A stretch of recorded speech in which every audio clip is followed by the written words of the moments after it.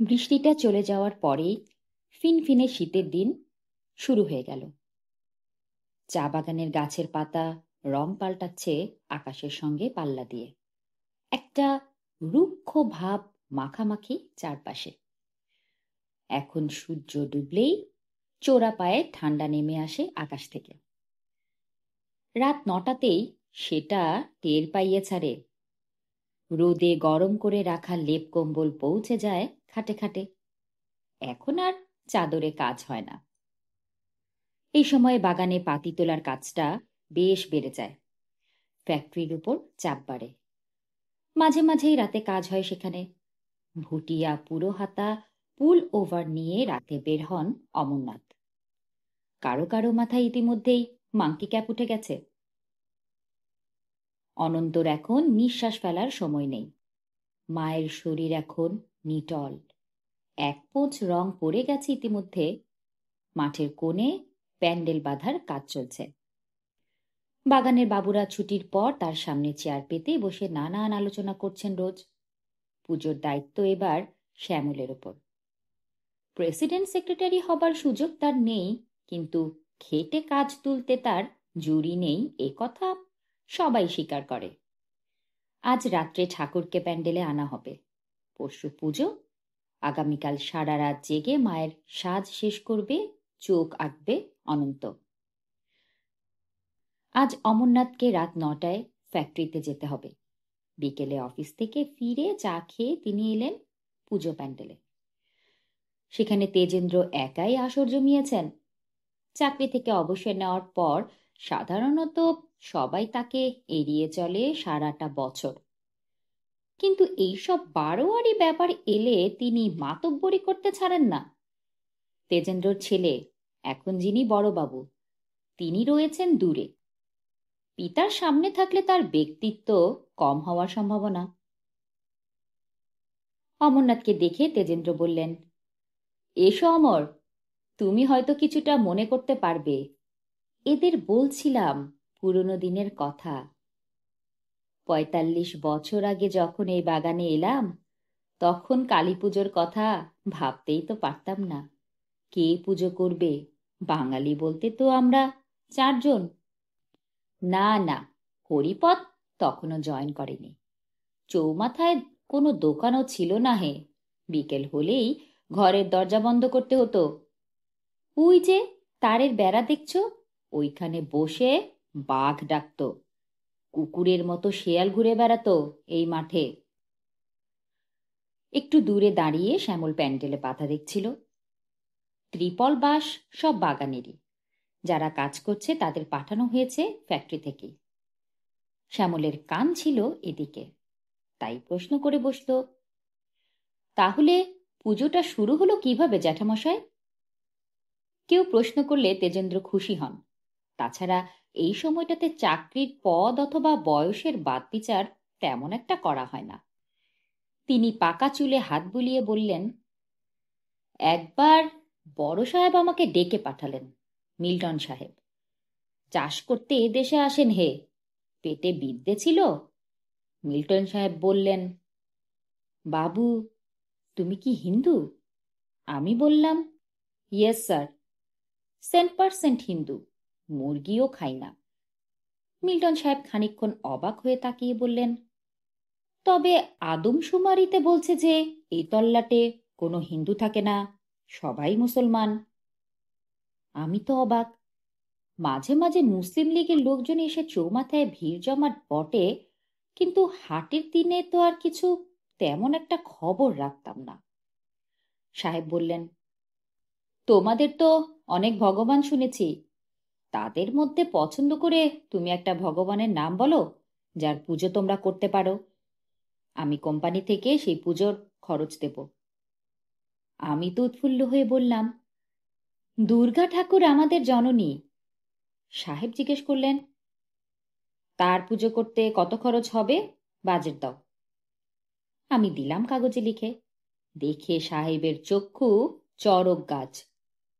সে কি, তুমি বললে একজন, আর এই যে দেখছি পুরো ফ্যামিলি, তার উপর 4-5 দিন ধরে পুজো। তার মানে এই কয়দিন নো ওয়ার্ক? অসম্ভব। এই পুজো করতে আমি অনুমতি দিতে পারি না।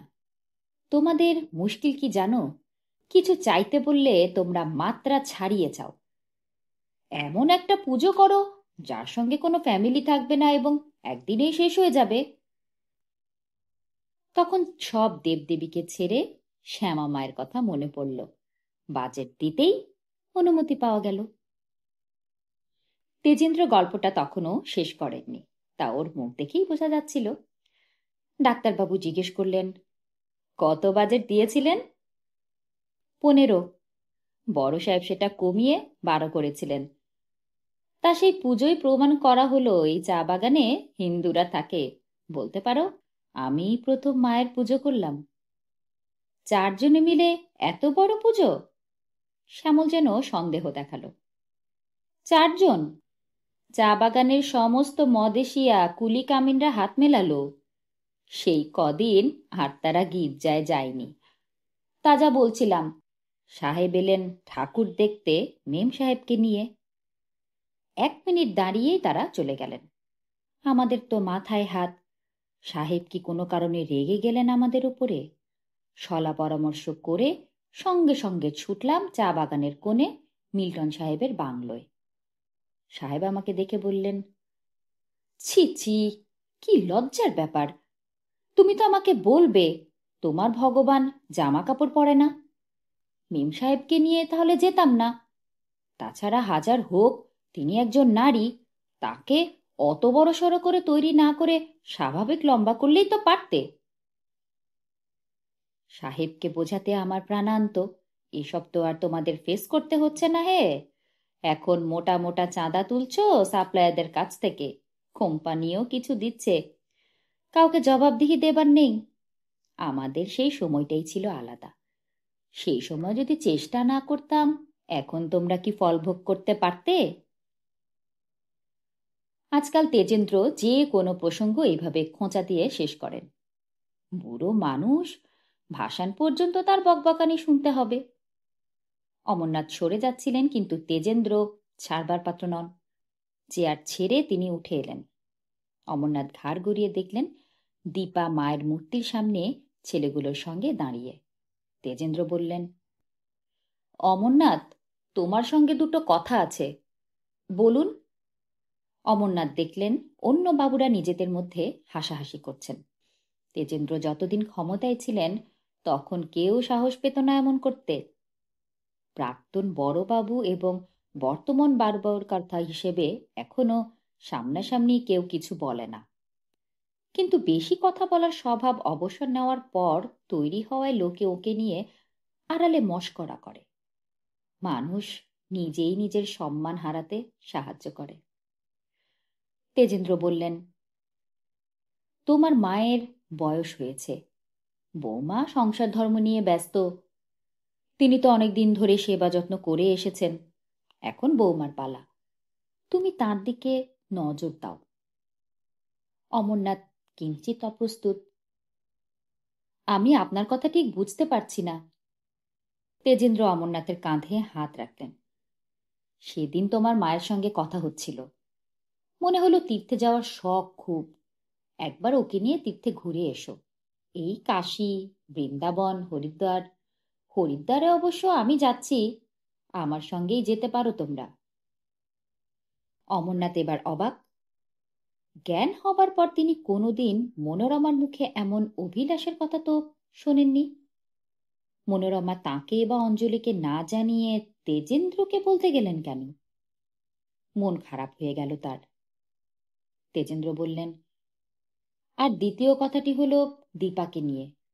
যাদের সঙ্গে এতকাল খেলাধুলো করত, ছেলে মানুষ বলেই তা মানিয়ে যেত, কিন্তু এখন সতর্ক হবার সময় হয়েছে। সবই তো দেখি আমি ওই বারান্দায় বসে।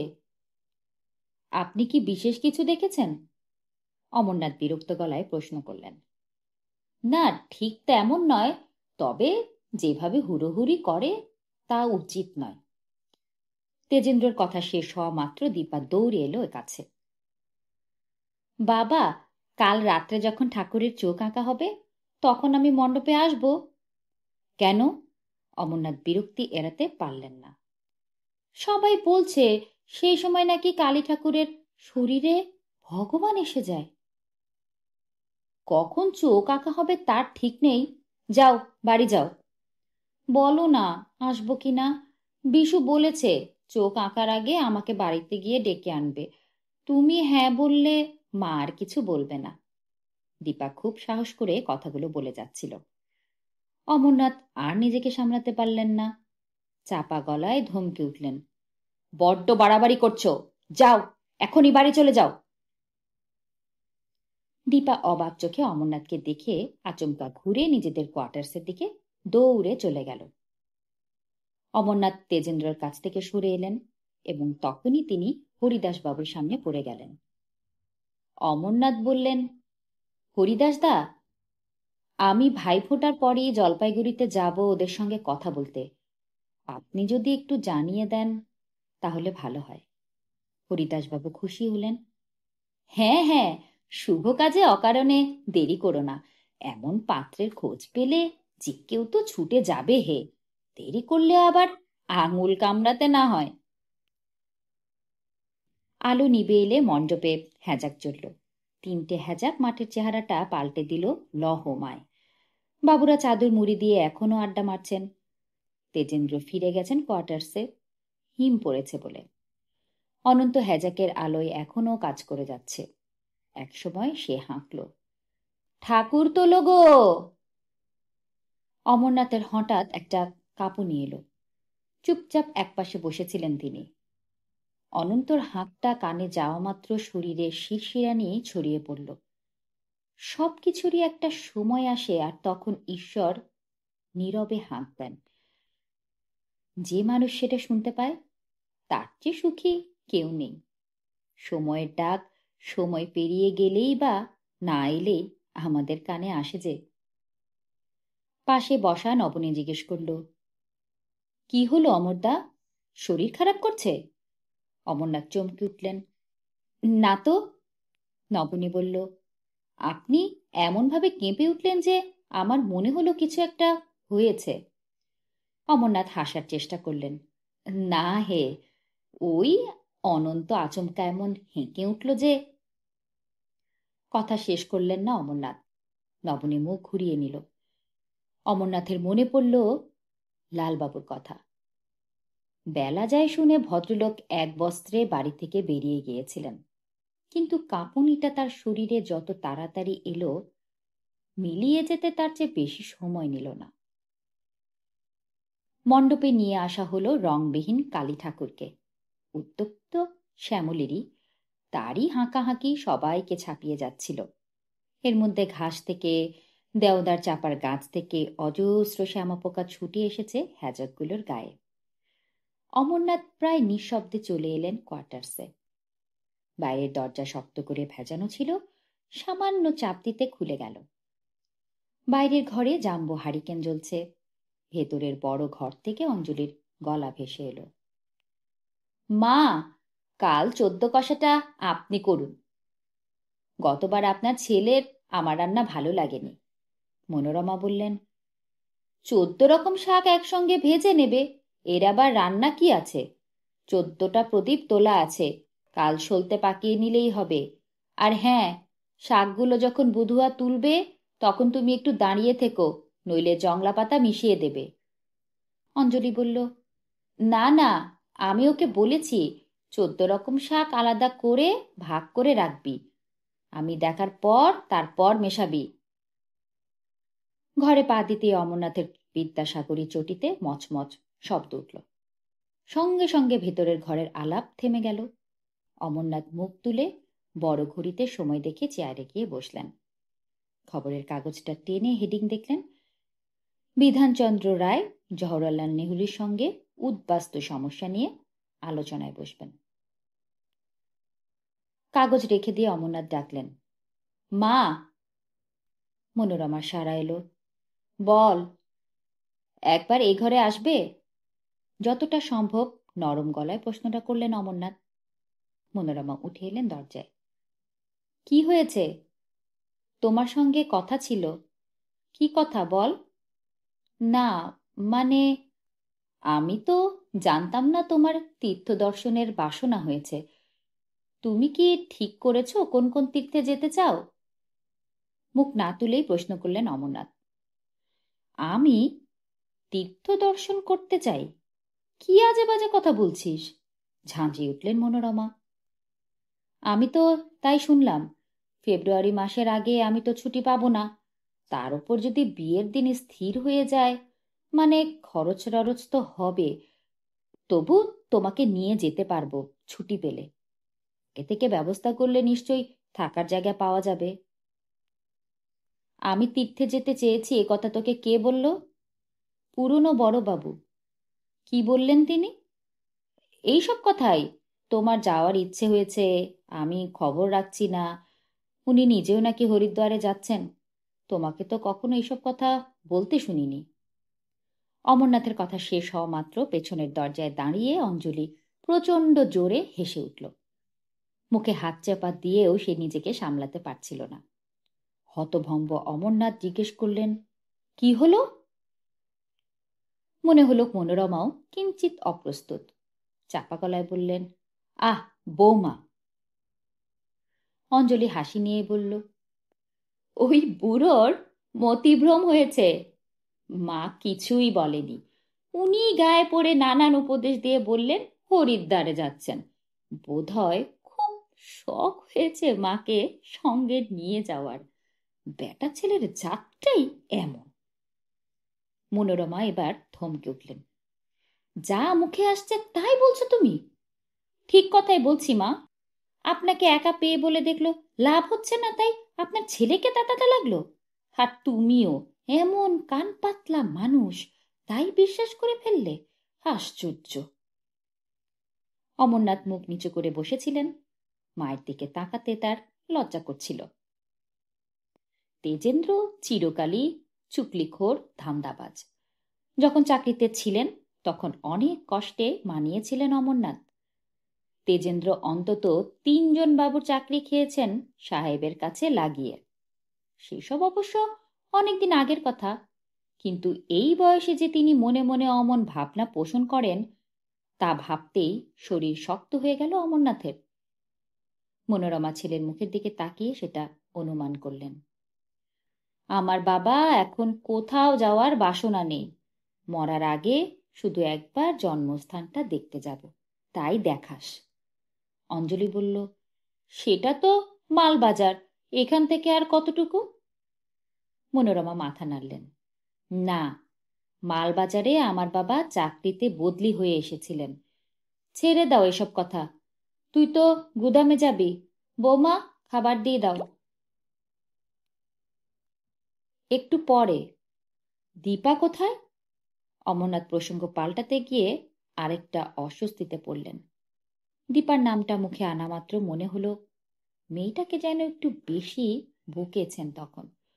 অবশ্য তেজেন্দ্র মনোরমার সম্পর্কে বানিয়ে বললেও দীপা সম্পর্কে খুব কিছু বলেননি।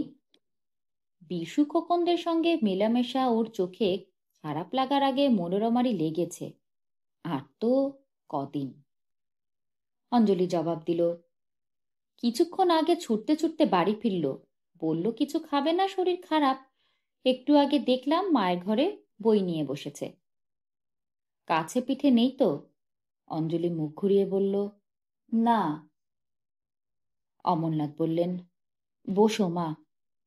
একটু আগে হরিদাসকে বলে দিলাম পাত্রপক্ষকে জানিয়ে দিতে যে আমি ছেলে দেখতে যাব। দুধ দাঁড় করে দুজোড়া কচি পা ছুটে গেল ভেতরের বারান্দায়। দরজা ভেজানো। একটা গুনগুনানি আসছে ঘরের ভেতর থেকে। সত্য সাধন বাবু আজ আসবেন না। পুজোর কদিন সকালে এসে পড়িয়ে যাবেন তিনি। তারই দেওয়া হোম টাস্কের একটা অংশ মুখস্থ করার চেষ্টা করছিল দীপা। অথচ মন কিছুতেই স্থির হচ্ছিল না। এই মুহূর্তে অভিমান নিয়ে নেমে এসে খিদে এবং পুজোর মণ্ডপ মাথা চারা দিয়ে উঠছিল একসঙ্গে। পড়তে বসা শুধু জেদেরই বসে। যে জেদ জন্ম নিয়েছিল অভিমান থেকেই। এখন দরজায় শব্দ হতে দীপার মনে হলো ঠাকুমা এসেছেন মান ভাঙাতে। সে আবার পাঠে মন দেওয়ার চেষ্টা করতেই খিলখিল হাসি শুনতে পেল। চোখ কুঁচকে হারিকেনের আলোয় দীপা দেখতে পেল দুই ক্ষুদে বদমাস দাঁড়িয়ে আছে দরজায়। এই, কি চাই এখানে? পড়াশোনা নেই? ধমকে উঠল দীপা। বড়টা দাঁত বের করে হাসল। এই দিদি, তোর বিয়ে। বিয়ে? হকচকিয়ে গেল দীপা। জলপাইগুড়িতে বিয়ে হবে, কি মজা! আমরা নেমন্তন্ন খাবো। মারবো এক থাপ্পড়, ইয়ার কি হচ্ছে না? দীপা এবার চিৎকার করে উঠল। এই সময় অঞ্জলির গলা পাওয়া গেল। এই, ওখানে তোরা কি করছিস? পড়াশোনা করতে বললেই বুঝি পিঠে পাখা গজায়। আয়! ক্ষুদেরা দরজা ছেড়ে ফুট ফিরে গেল। আর তারপরেই সেখানে অঞ্জলিকে দেখা গেল। তুই চেঁচাচ্ছিলি কেন? ঠোঁট টিপে চোখ বড় বড় করে দীপা মাকে দেখল। অঞ্জলি একটু গলা নামিয়ে মেয়েকে জিজ্ঞেস করল, কি হয়েছে তোর? বইয়ে মুখ নামালো দীপা। কিছু না। ওরা আমার কত ছোট, অথচ আমার সঙ্গে ইয়ার্কি মারে। কি বলেছে তোকে? আমার নাকি বিয়ে, এরপর বললে আমি কিন্তু মারব। মারবি কেন? মেয়েদের তো একসময় বিয়ে হয়ই। সেই সময় যখন আসবে তখন বলুক। সময় কখন আসবে সেটা ঠিক করবেন তোমার বাবা। মানে? এর আবার মানে কি? ভালো ছেলে পেলে তোমার বিয়ে দিয়ে দেওয়া হবে? না, আমি এখন বিয়ে করবই না।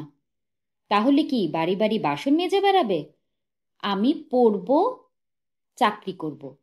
বুঝেছি, ওই রমলা সেন তোমার মাথা ঘুরিয়ে দিয়ে গেছে। এখন এসো, একটু মুখে দিয়ে আমাকে উদ্ধার করো। একটা কথা যদি তুমি আমার শোনো আজকাল। অঞ্জলি চলে গেল রান্নাঘরের দিকে। দীপা ঠিক বুঝতে পারছিল না ব্যাপারটা কি হলো। হঠাৎ আজ তার বিয়ের কথা উঠল কেন? তার বয়সে এই বাগানে কারও বিয়ে হয়নি। ওই যে ললিতাদি, কত বড়, তবু তো বিয়ে হচ্ছে না। কিন্তু খুদে দুটো খামোখা তার সঙ্গে রসিকতা করতেছে। কেনই বা তারা এই রসিকতা করতে যাবে? বইয়ের অক্ষরগুলো কেমন জড়িয়ে মিশিয়ে অদ্ভুত চেহারা নিচ্ছিল এখন। রাত্রে সবার খাওয়া দাওয়ার পর মনোরমার পাশে শুয়ে সে মৃদুস্বরে বলল, ঠাকুমা, মা না আমাকে মিছিমিছি ভয় দেখিয়েছে। কিসের ভয়? মনোরমা পাশ ফিরে শুয়ে জিজ্ঞেস করলেন। বিয়ের। মনোরমা জবাব দিলেন না। দীপা একটু অপেক্ষা করে এবার আলতো নাড়া দিল মনোরমার বাজু ধরে। ও ঠাকুমা! আহ, জ্বালাস না বাবু, বড্ড ঘুম পাচ্ছে। মনোরমা প্রসঙ্গটায় যেতে চাইলেন না। আগামীকাল কালী পুজো। কোয়ার্টার্সের সামনের মাঠে এবার শুধু প্যান্ডেল বাঁধা হয়নি, সামনের অনেকটা জায়গা ঘিরে টব দিয়ে সাজানো হয়েছে। সাহেব একটা ডায়নামো পাঠিয়েছেন ফ্যাক্টরি থেকে। ঘেরা জায়গার সামনে ভেতরে যাওয়ার জন্য যে গেট করা হয়েছে তাতেও রঙিন কাগজে মুড়ে বাল্ব ঝোলানো হয়েছে। এই প্রথম আজ রাত্রে এই চা বাগানের কোয়ার্টার্সগুলোর সামনে ইলেকট্রিক আলো জ্বলবে। এখন পুজোর আমেজ ছড়িয়েছে চারিদিকে সর্বত্র। উৎসব উৎসব ভাব সারা মাঠে। সারাটা দুপুর মাঠে থেকে দীপা লক্ষ্য করল ললিতাদি একবারও এলো না রাস্তা পেরিয়ে মণ্ডপে, অথচ দুপুর থেকেই নিজেদের কোয়ার্টার্সের বারান্দায় চেয়ার পেতে বসে আছে। আর শ্যামলদা সারাদিন ছুটোছুটি করে তদারকি করে যাচ্ছে এখানে। বিকেল ফুরিয়ে গেলে ডায়নামো চালু হতেই অন্ধকার মেখে যাওয়া মাঠের চেহারা বদলে গেল। তেজেন্দ্র চিৎকার করে বলে উঠলেন, একেবারে ইন্দ্রপুরী করে ফেললে হে! কালী পুজোর আগের রাত্রে এমন ভিড় কখনো হয়নি। ইলেকট্রিকের আলোয় সাজানো প্যান্ডেল দেখতেই কোয়ার্টার্সগুলো থেকে তো বটেই, চৌমাথার লোকজনও আসতে লাগলো এখানে। অবশ্য প্রতিমার সামনে বিরাট একটা পর্দার আড়াল রেখেছে শ্যামলদা। মায়ের চোখ আঁকা শেষ না হওয়া পর্যন্ত জনসাধারণের চোখের আড়ালে থাকবেন তিনি। বিশু অনন্তর কাছ থেকে খবর এনেছে চোখ আঁকা হবে রাত 3টের সময়। একসময় মায়ের সঙ্গে ললিতাদি এলো মণ্ডপে। ওর মা যখন 5 জনের সঙ্গে কথা বলছিল তখন ললিতাদি এমন ভঙ্গিতে দাঁড়িয়েছিল যেন অজানা জায়গায় এসেছে। এমনকি শ্যামলদা যে দুবার সামনে দিয়ে চলে গেল তা চোখ ফিরিয়েই দেখল না। খুব মজা লাগছিল দীপার। যারা চা বাগানের গাছের ভেতরে লুকিয়ে কথা বলে তারা কেন সামনাসামনি অপরিচয়ের ভান করে থাকে? ব্যাপারটা বিশু বা খোকনের নজরেই পড়ছে না। দীপার মনে হলো এই জন্য ওদের রেজাল্ট খারাপ হয়, কিছুই মনে রাখতে পারে না। 8:30টার সময় অঞ্জলির সঙ্গে বাড়িতে ফিরে আসতে বাধ্য হয়েছিল দীপা। মাথার উপরে হিম পড়ছে। রাত্রে ঘুমানোর সময় সে মনোরমাকে অনুরোধ করেছিল ঠাকুরের চোখ আঁকার সময় যেতে দেওয়ার জন্য। মনোরমা মত দেননি। অত রাত্রে যাওয়া ঠিক হবে না। অনেক বায়নার পরে বলেছিলেন 3টের সময় যদি ঘুম ভাঙে তখন ভেবে দেখব। কিন্তু আজ দীপার কিছুতেই ঘুম আসছিল না। সবাই রাত জাগবে আজ, আর সেই শুধু বাড়িতে পড়ে আছে। এর মধ্যে খোকন তাকে ঠাট্টা করেছে মেয়ে বলে। বুকের মধ্যে একটা অভিমানের উত্তাপ গোল হয়ে ঘুরছিল। মাঝে মাঝে ঘুম আসছিল বটে, কিন্তু সেটা ভেঙে যেতে সময় লাগছিল না। শেষ পর্যন্ত সে ঘড়িতে 2টো বাজতে দেখল। নিবু নিবু হ্যারিকেনের সামনে ঠাকুমার গোল ঘড়িতে একসময় 2:30 বাজল। দীপা আর বিছানায় থাকতে পারছিল না। 2:45টার সময় সে বিছানা ছাড়ল। সন্তর্পণে নিচে নেমে দেখল মনোরমা অঘোরে ঘুমাচ্ছেন। তার মুখ সামান্য খোলা, দাঁত চিকচিক করছে। পা টিপে টিপে দীপা দরজার কাছে গেল। মনোরমার ঘুম ভাঙবার সম্ভাবনাই নেই। সে সন্তর্পণে দরজাটা খুলল। হুড়কোটা নামাবার সময় সামান্য শব্দ হলো, কিন্তু মনোরমা তা টের পেলেন না। বাইরে ঘুট ঘুটে অন্ধকার। এই সময় অমাবস্যা নামবার কথা। বছরের সবচেয়ে কালো রাত। এই রাতে নাকি সব ভূত প্রেত পৃথিবীতে নেমে আসে। দীপার সমস্ত শরীরে কাঁটা ফুটল। কোনো মতে দরজা ভেজিয়ে সে এক লাফে উঠোনে নেমে ছুটতে ছুটতে তারের বেড়ার কাছে পৌঁছে গেল। অভ্যস্ত ভঙ্গিতে সেটা লাফ দিয়ে পেরিয়ে এসে শিশির ভেজা ঘাসে দাঁড়িয়ে দীপা চট করে নিজেদের কোয়ার্টার্সকে দেখে নিল। অন্ধকারে ভূত হয়ে আছে। গাছপালাগুলোকেও আলাদা করে চেনা যাচ্ছে না। আজ রাত্রেও অমরনাথ ফ্যাক্টরিতে গিয়েছেন। বাবাকে অসীম সাহসী বলে মনে হলো দীপার। এই ভূত চতুর্দশীর অন্ধকারে বাবা চা বাগানের ভেতর দিয়ে ফিরে আসবে একা। সে ছুটল। দূরে অন্ধকারে একটা হ্যাজাক চলছে। ডায়নামোর আওয়াজ কানে এলো না। আওয়াজটা হচ্ছে না বলেই ইলেকট্রিকের আলোটাও নেই। দীপার কানে কলের গান ভেসে এলো। বাড়ি থেকে প্রতি বছর নিয়ে আসে শ্যামলদা। প্যান্ডেলের পিছনে এসে দাঁড়ালো সে। হেমন্ত মুখোপাধ্যায়ের গান বাজছে। কোনো এক গাঁয়ের বধূর কথা তোমায় শোনায় শোনো, রূপকথা নয় সে নয়। চিনচিনে সরু গলায় গান বাজছে। অথচ রেডিওতে যখন গানটা বাজে তখন গলাটা ভরাট লাগে। একটু একটু করে দীপা ঘুরে গিয়ে প্যান্ডেলের সামনে গিয়ে দাঁড়ালো। আহ, ঠাকুরের গায়ে এখন চকচকে নীলচে কালো রং। মাথার চুল লাগানো হয়ে গেছে। যে আড়ালটা সামনে রাখা ছিল সারাদিন, সেটা এখন সরিয়ে নেওয়া হয়েছে। শীতের জন্যই সবাই ঠাকুরের সামনে চাদর মুড়ি দিয়ে বসেছে। এক কোনায় বিশু খোকনদেরও দেখতে পেল সে। কেউ এখন অন্ধকার মাঠের দিকে তাকাচ্ছে না। অনন্ত চুপচাপ বিড়ি খাচ্ছে। ওই মানুষটা এত সুন্দর ঠাকুর গড়তে পারে। ঠাকুমা বলেন অনন্তর ওপর নাকি ভগবানের ভর হয়। দীপা কালী ঠাকুরের মুখের দিকে তাকালো। সঙ্গে সঙ্গে কাঁপুনি এলো তার। 2 চোখ সাদা, কপালের চোখ ফোটেনি। হঠাৎ শীত করতে লাগলো এমন যে সে ধীরে ধীরে এগিয়ে গেল মণ্ডপের দিকে। তারপর কেউ লক্ষ্য করার আগেই ঝুপ করে বসে পড়ল খোকন আর বিশুর মাঝখানে। বসেই ফিসফিসিয়ে বলল, চাদরটা আমাকে একটু দে। ওরা দুজন খুব অবাক।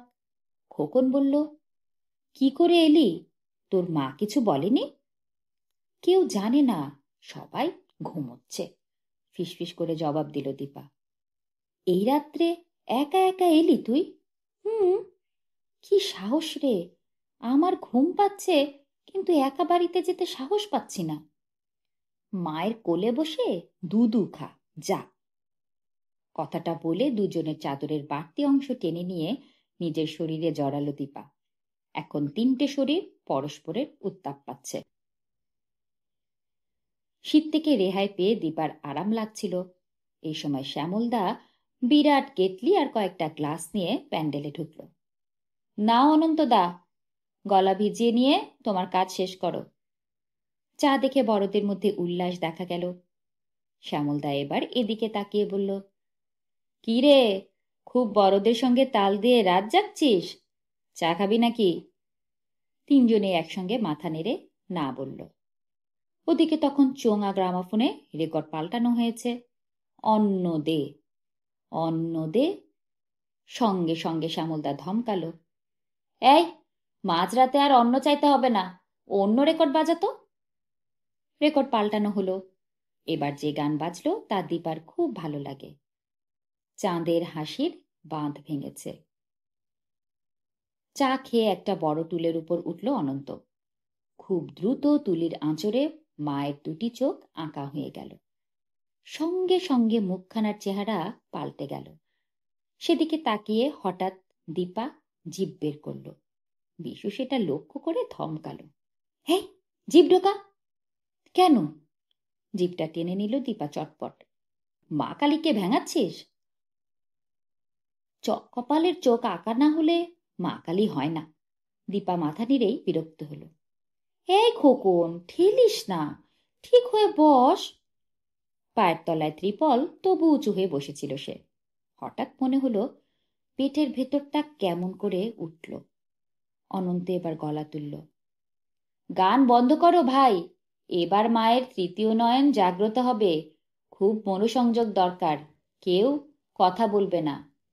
ভাই শ্যামল, কাসর ঘণ্টা আছে না, ঢাকিদের বলো তৈরি হতে, যেই মায়ের চোখ আঁকা হয়ে যাবে অমনি বাদ্য বাজাবে।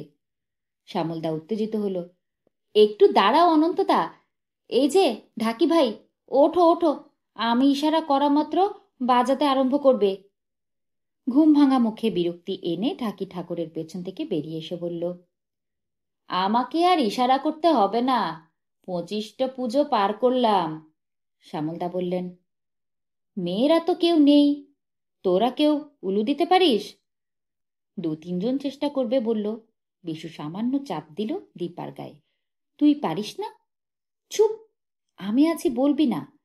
দীপা চাদরটাকে মাথার উপর টেনে নিল।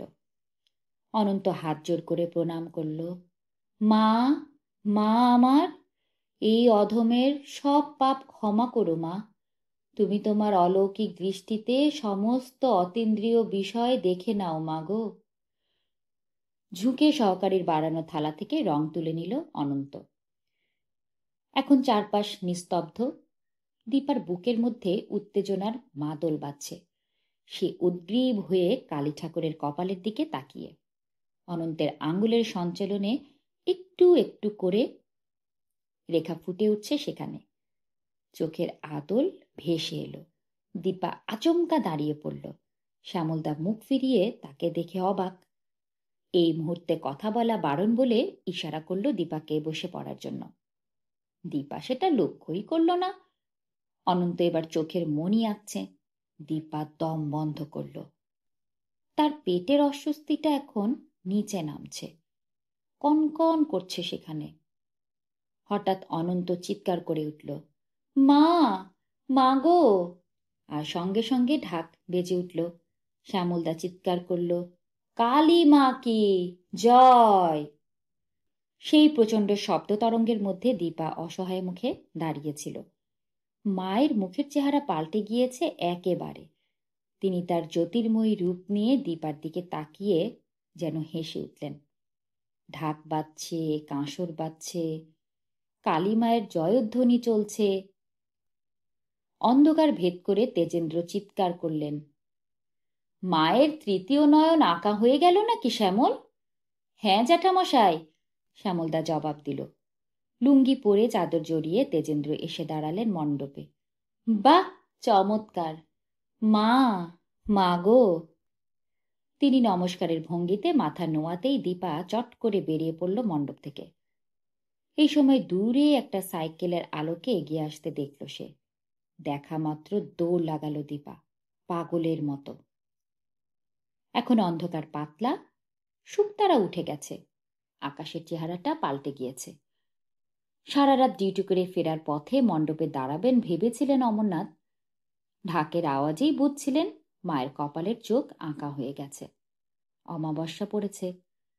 কিন্তু সাইকেলের তীব্র আলোর প্রান্তে ছুটে যাওয়া ফ্রক পরা শরীরটাকে দেখে তিনি খুব অবাক হয়েই সিদ্ধান্ত পাল্টালেন। একদম বাড়ির কাছে এসে ধরলেন মেয়েকে। সাইকেল থেকে নেমে থরথরিয়ে কাঁপতে থাকা দীপার সামনে দাঁড়িয়ে জিজ্ঞেস করলেন, তুই কার সঙ্গে এসেছিলি? কে আসতে বলেছে তোকে? দীপার চিবুক বুকে ঠেকল। সে জবাব দিল না। কথার উত্তর না পেয়ে মাথায় রক্ত উঠে যায় অমরনাথের। তিনি মেয়ের কান ধরলেন। পালিয়ে আসা হয়েছিল? বদমাস, অবাধ্য মেয়ে! কখন এসেছিলি মণ্ডপে? একটু আগে, কাঁপা গলায় মিনমিনিয়ে জবাব দিল দীপা। কেন এসেছিলি? আমি নিষেধ করিনি। এক ঝটকায় মেয়েকে সরিয়ে দিতেই সে ব্যালেন্স হারিয়ে ঘাসের উপর পড়ল এবং তখনই ডুকরে কেঁদে উঠলে বলল, কপালের চোখ আঁকা দেখতে খুব ইচ্ছে করছিল যে। কপালের চোখ দেখা হয়েছে চোখ মেলে? বলে উঠতে গিয়েই দীপা আবার গলা খুলে চেঁচিয়ে কাঁদল। হতভম্ব অমরনাথ জিজ্ঞেস করলেন, আরে কি হলো তোর? তিনি সাইকেলের আলো ঘুরিয়ে মেয়ের উপর ফেলতেই দেখলেন দীপা সোজা হয়ে দাঁড়িয়েছে এবং তার হাঁটু পর্যন্ত রক্তের ধারা নেমে এসেছে। কোনো কিছুতে কি কেটে গেল না কি অমরনাথ বুঝতে পারলেন না। তিনি দেখলেন দীপা ভয়ার্ত চোখে একটু একটু করে সরে যাচ্ছে তার কাছ থেকে। তারপর এক ছুটে বাইরের বন্ধ দরজায় আঘাত করতে আরম্ভ করল। মা, মা গো! ও ঠাকুমা, ঠাকুমা গো! এবার অমরনাথ নাড়া খেলেন। সাইকেলের আলো নিভিয়ে একই জায়গায় দাঁড়িয়ে গাঢ় গলায় বললেন, শান্ত হ মা, এতে ভয়ের কিছু নেই। আমি তোর মাকে ডাকছি।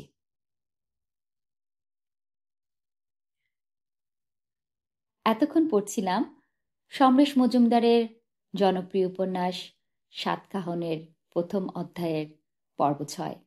আশা করি সঙ্গেই ছিলেন এবং আগামীতেও সঙ্গে থাকবেন আমার এই লম্বা যাত্রায়। ভালো থাকবেন সবাই এবং ভালো রাখবেন সবাইকে।